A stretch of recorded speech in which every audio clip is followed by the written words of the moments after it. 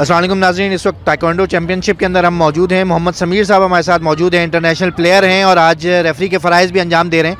Sir thank you very much, आपने हमें time दिया। आज के गेम्स कैसे देख रहे हैं, बच्चों ने कैसी तैयारी की हुई है, क्या सूरत हाल है? गेम के तौर पे ये कहूँगा कि गेम बहुत अच्छा चल रहा है इस वक्त।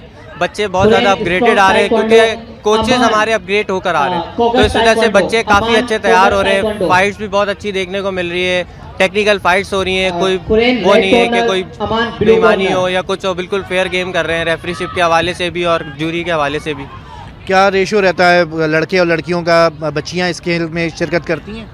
हाँ बिल्कुल, अल्हम्दुलिल्लाह लड़कियाँ भी बहुत ज़्यादा शिरकत करती हैं। जैसे कि काफ़ी सारी आज भी काफ़ी लड़कियों ने जो है वो पार्टिसिपेट किया है और काफ़ी लड़कों ने भी पार्टिसिपेट किया है। दोनों का रेशो अच्छा चलता है, लेकिन गर्ल्स के मामले के अंदर यानी कि उन लोगों की फ़ाइट्स जो है वो बॉयज़ के मुकाबले में थोड़ी बहुत वेट के हिसाब से और पावर के हिसाब से थोड़ी बहुत कम होती हैं। और बाकी थैंक यू। आप अपना थोड़ा सा तारुफ बताएं, कौन कौन से इंटरनेशनल प्लेयर?